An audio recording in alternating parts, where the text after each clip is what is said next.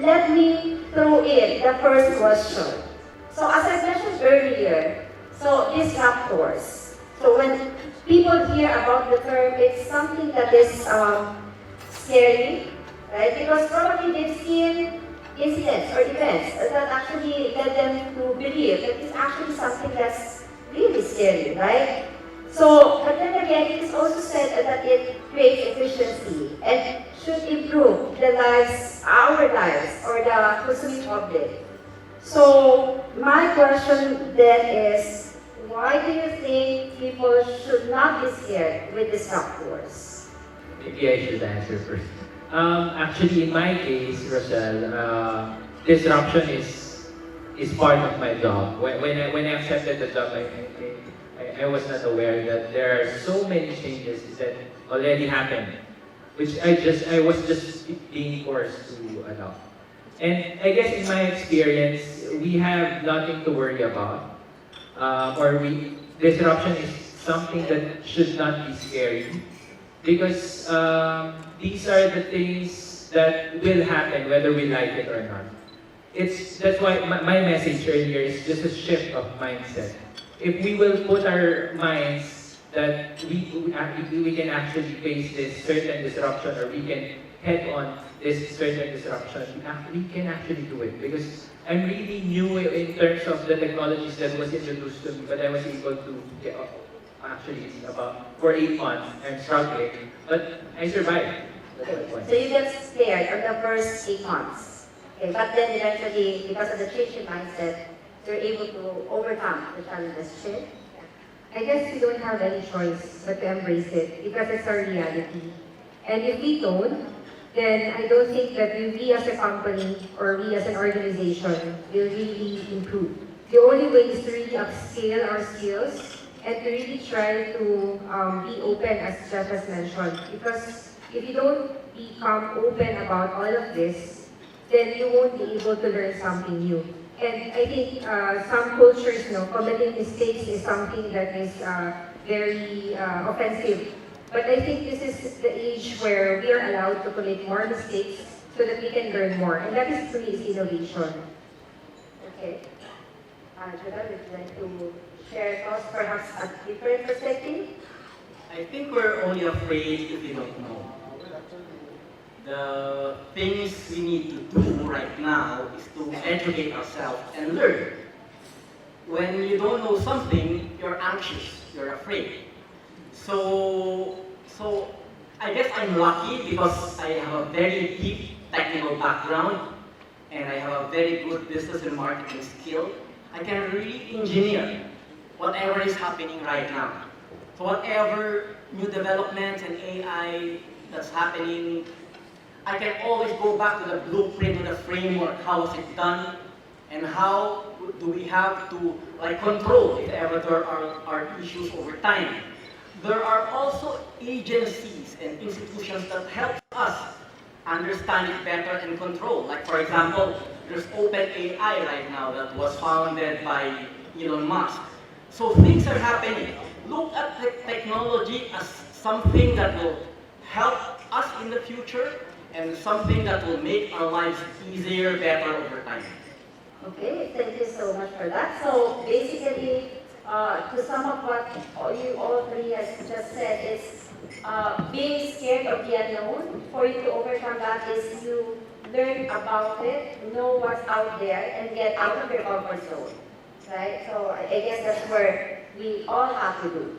So the next question, I would direct my next question to Chief because I guess with all our internal auditors here, right? So and I know for sure that each of them in their respective organizations are preparing or actually planning or working towards embracing all these disruptors. Like their companies, their respective companies, they have laid down all their digital transformation plans. And obviously, with all the changes that are being put in place by the company, the internal auditors have to keep up as well. So skill sets wise. So what can you do? I know for some they're already ahead in the curve, so that they have already developed the tools, the talents, the skills that are necessary to deliver the mandate. But what about for the others? What can you shared with them? How can they prepare for that future? Yeah, so honestly, based on what I've seen, even the multinationals are struggling from an IA perspective. So most of them has implemented new technology, implemented RPA to do invoice processing or whatnot in their finance process. But IA tends to be lagging behind.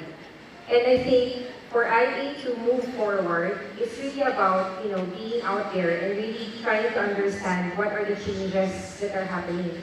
Because if you don't understand what's happening and the change that has occurred, it all goes back to basics, right? If you don't understand it, then you would not know. So I think for IA to know, I think they should be bold enough to go out there and ask the business, to work with the business through the change. Because sometimes business or the businesses tend to look, not to look at IA in terms of when they try to implement a new system, for example, they don't really think of IA. But technically, IA should be part of it. And IA should drive the discussions as well with them, especially at looking at ways on how new risks could occur if there are any changes. And from a skills perspective, technology is important, learning new tools is important, but I think mindset is more important.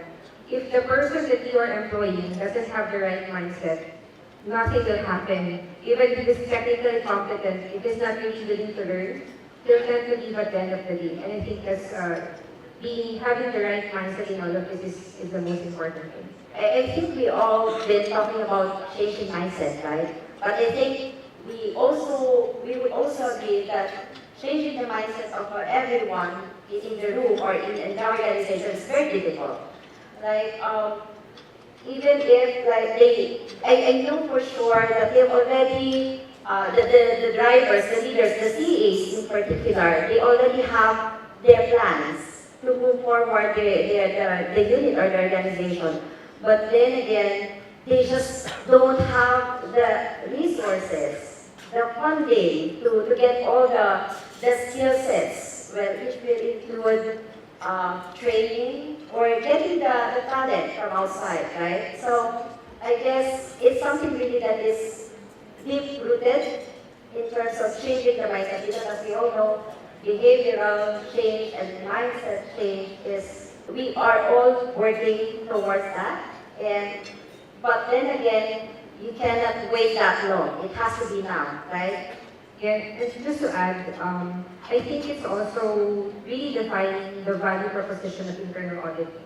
Because for some, budget is very important for us to move forward as internal auditors. And you need money, budget, to really fuel the capability, building, and the like for your team.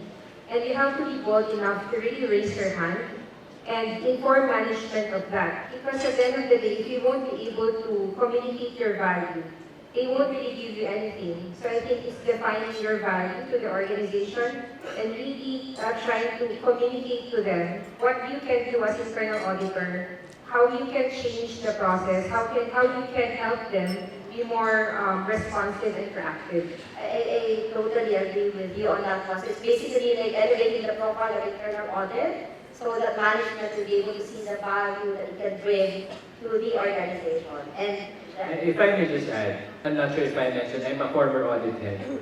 And now moving into finance, it's still within me, it's still within my audit, I still have my audit hat from time to time. And I guess my advice to my fellow auditors is we don't need extra budget for this. You just need to be relevant within your management team. They need to feel you. They need to feel your presence. Otherwise, if they are having the significant initiatives, for example, RPA, robotics process automation, and audit is nowhere to be found. So, same with the finance, same with the new management. These are new technologies. Management are just learning. So, my finance professionals are just learning RPA. So you can go with them, together with them, while designing, as mentioned by Chi, early involvement of internal audit. But most of the time, really, the thing that I'm seeing right now is the presence of audit cannot be felt or seen. So that's why when there is this initiative, significant technology initiatives, they're always left behind. I guess my advice is more on presence. And perhaps like embedding themselves in the organization, like being part of the changes that will be happening in the organization.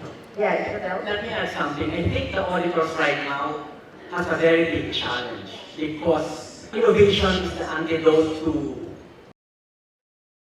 you need to innovate, you need to A/B test. So it will be difficult right now for auditors on where to place yourself when a big brand or an organization does A/B testing.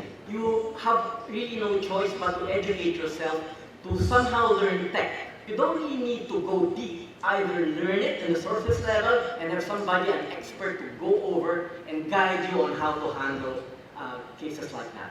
Okay, before I throw in again my other question, let me just check. I think we have questions from the floor. In fact, Ms. Rosell, we have received a lot of questions on the IIAP Events app. And in fact, Ms.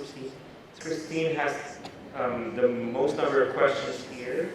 Mr. Jovel, rather, Mr. Jovel. 34 questions. I was asked to tone down during serious discussions, so I'll be very serious in this Q&A. Let's start with main question. For Sir Jeff, what would you suggest to an organization that is not even yet in the baseline of digital innovation on how to keep up or survive the fast emerging demands for innovation? Actually, if you're taking a digital transformation, this is not a one-time initiative. This is a journey. So each and every one of you, all the management team and all your employees must be within that journey. No one should be left behind.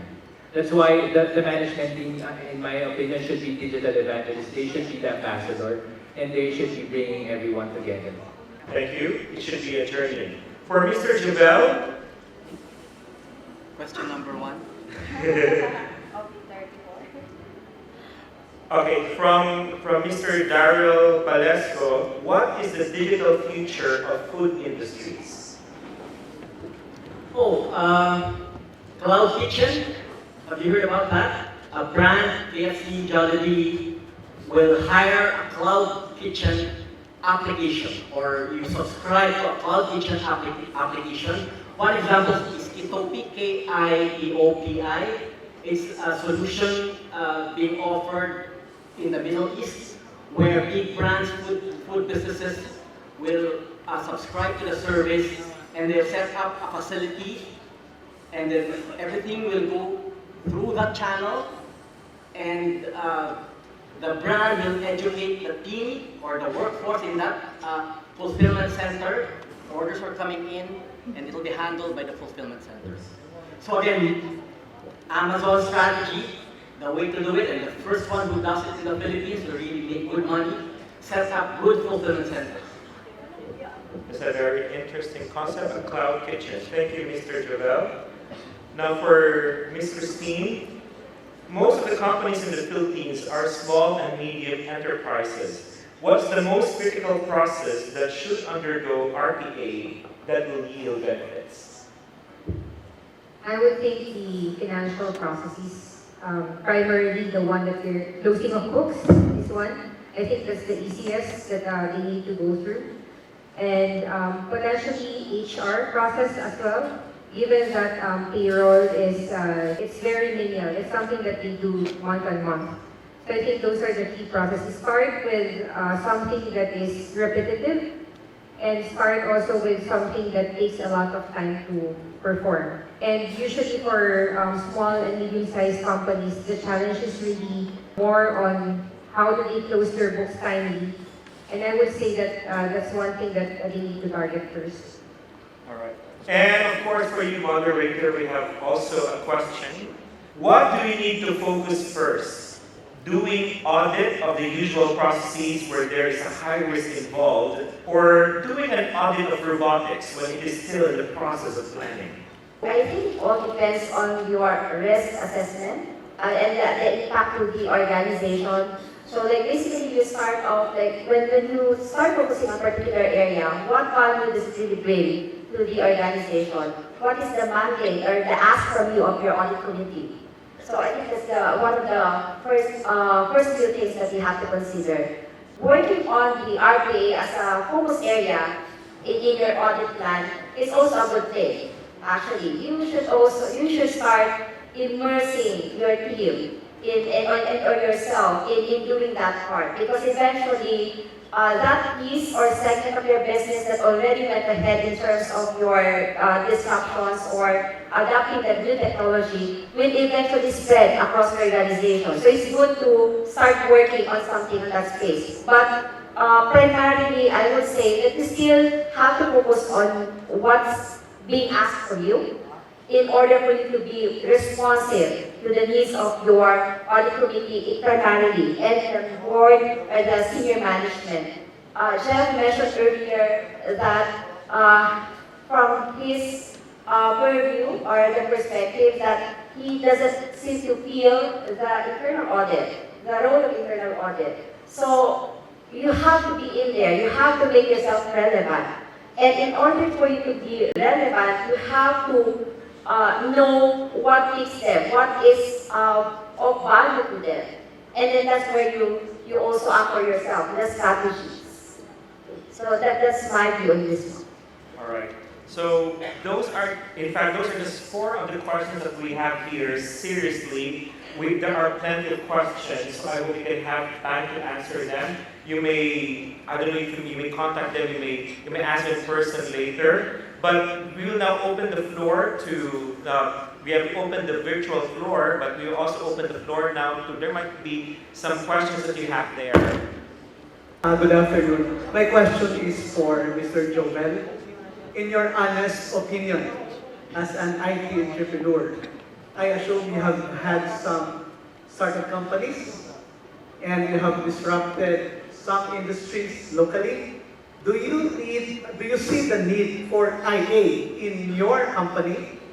So that whatever will be your honest opinion. And if yes, in what particular area do you expect IA to contribute? I'm asking this question because we always think of ourselves as like process experts, but processes only works in an environment where variables are known. But if most of the variables are known, it's a entirely new ball game, right? Because we don't know. My answer is yes. However, this will work more for, IA will work for bigger brands and those who are doing omni-channel. For startups and small businesses, yes, somehow check on the processes. However, like, if we live out of the Philippines, there's a lot of work for us to do. Okay? There's no unicorn in the Philippines. Yan yung problema. We're not a hub for tech startups to really dig deeper into checking, auditing AI and internal processes if everything is doing very well. Just to give you a brief background, I started my first startup business in Cebu. When I managed IBM Cebu, I stayed here for 3 years.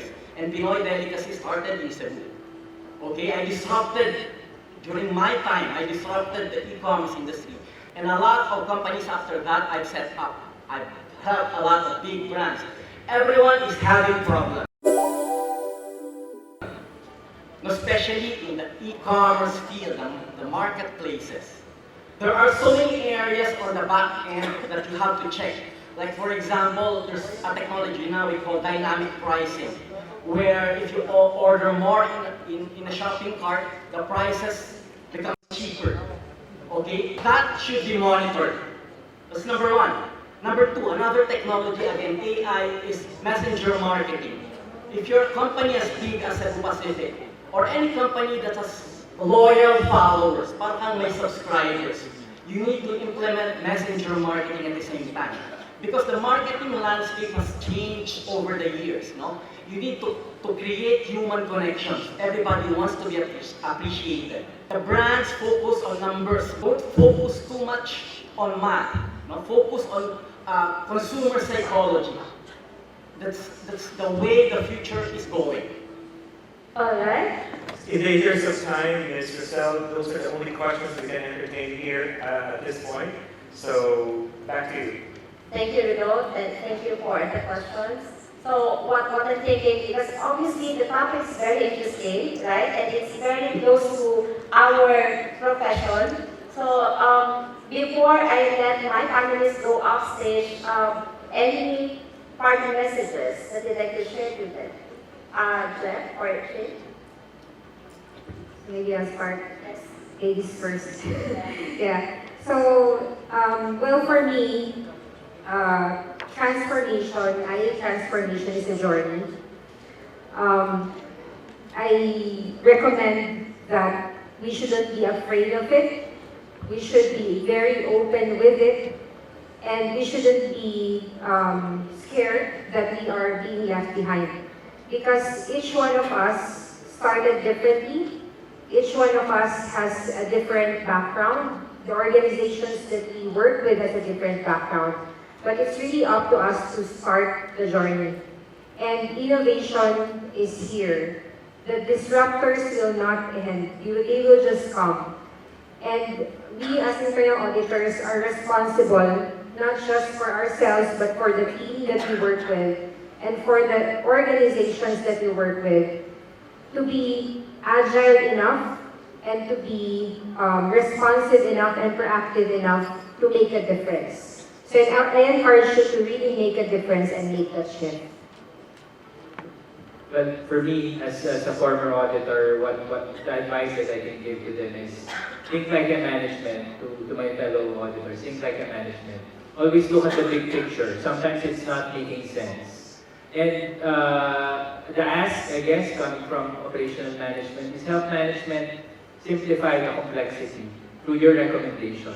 Make yourself relevant. Most of the time we're issuing, admittedly even me, when I was in audit, most of the time we're only looking superficial, trivial findings. Maybe now is the right time to, I know we're constrained with resources, constrained with time. But at the end of the day, if we will be able to make our job better, our methodology better, to deep dive in the root causes, deep dive in the true causes of inefficiencies within our organization, we will be able to establish ourselves more relevant for the company and for the organization. That would be all. Strict, smart strategies for everyone. Prepare for the marathon. The voice technology is coming over. Soon we won't be using this. We'll be using another device to order online or do a lot of things. No? And like I said, the way to do is to try learning. Don't need to learn everything, just understand. And remember, the future belongs to the past. Thank you. Thank you so much to all my three panelists here. So from my end, I think what I can say is that with the topic embracing disruptors, the question that we should all ask ourselves is that, do we really want to be the disruptor or do we want to be disrupted? I guess that's the key question that we should ask ourselves, and we plan ahead and look for something better and make ourselves relevant. So I'm closing now the panel session, and thank you everyone, and thank you again to all my panelists. Thank you, Ms. Maria Rosell Gomez, Mr. Jovel Cipriano, Ms. Christian Joy Ilse Mendoza, and Mr. Jeffrey Lacson. It was a very disrupting discussion. I love that the future is actually the past. Wow, that's really catchy. To award our tokens of appreciation to our panelists as our moderator, may I call on stage Ms. Abigail Pena, Mr. Jason Dizon, Ms. Opel Baroga, and Mr. Alvin Mendoza.